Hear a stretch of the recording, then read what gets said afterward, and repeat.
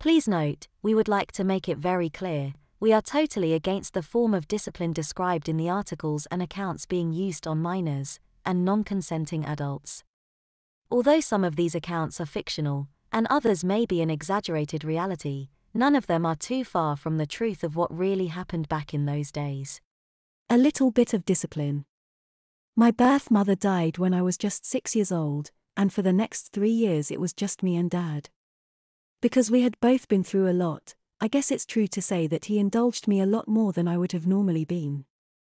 I have, very vague, memories of rarely having my bottom smacked by my mum when I was little, and I believe I got smacked by Dad too a couple of times when I was really naughty, but after Mum's death spanking ceased altogether. Then Dad met and married Jean, my stepmother. At the time of their meeting, Jean was deputy head at a private school in the south of England, but on marrying Dad she gave up her job, as women did at the time, this was the early 60s, to look after us both full-time. For the first 3 months of her moving in, I think Jean went quite easy with me, again knowing what I had been through. However, there was a distinct air of discipline in the house for the first time, and I was told to call her mother.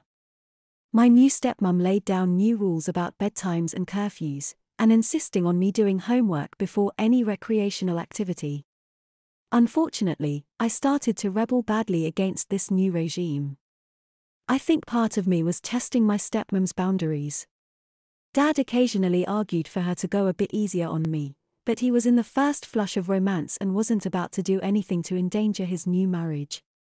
It all came to a head one Friday evening when, instead of coming straight home from school, as I was supposed to, I went back to a friend's house with her to listen to records for a while. When I finally got home, I found my dinner in the oven and my stepmom at around the same temperature. I naturally got the third degree about where I had been, and I admit I was insolent in my responses. Dad looked very uncomfortable at this whole scene. "Well, Joy," Mother concluded, "I think enough is enough. It's high time you had a little discipline put back in your life, and as soon as you have finished eating, we will see about doing just that."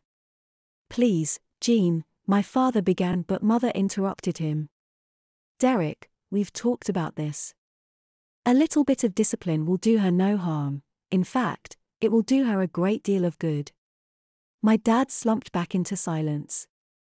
My mouth was about as dry as the food as I tried to eat my dinner, and eventually I had to admit defeat and put my knife and fork down. "Finished?" Mother inquired. "Right, then, let's get this over and done with, Joy. Come with me." Mother took me by the hand and led me to my parents' bedroom. My new mum had brought several pieces of her own furniture with her when she moved in, and among these was a chaise longue, which had been placed in the bedroom. Mother placed me at the lower end of this, then went to her wardrobe. When she turned around, to my horror I saw she was holding a school cane.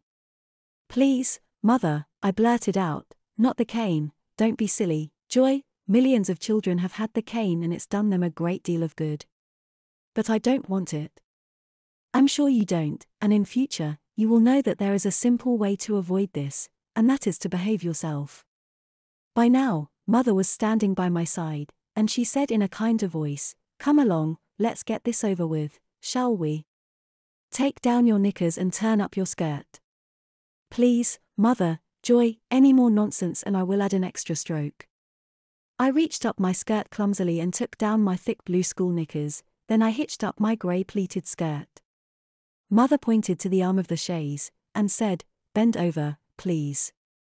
It was the first time I had been bare-bottomed in front of my new mum, and it was even more embarrassing to know that she could clearly see my fanny from the back too. "Now then, you will receive 6 of the best. You may cry, but there is to be no screaming or carrying on, is that clear?" "Yes, Mother." I had to concentrate very hard on this last command as the cane was laid squarely across my bare buttocks for the first stroke.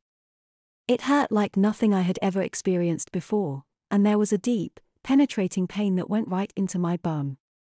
Mother gave me my first caning very efficiently and confidently. As I found out later, she had been authorized to use CP at her school and had whacked many a naughty boy or girl, although all these earlier customers were more fortunate than I, in that it was either over trousers for boys or on the seat of their knickers for girls. The only thing to be said in favor of this ordeal was that it was, as mother had promised me, quickly over with. And as a mother myself today, I still think that's the chief thing to be said in favor of corporal punishment. Once I had been given my caning, I was sent to my room for half an hour, then allowed to rejoin mother and my dad in the lounge. I was made to say sorry to them both, of course. The caning marked a watershed in my behavior, and far from resenting these punishments, they made me bond closely with my new mother.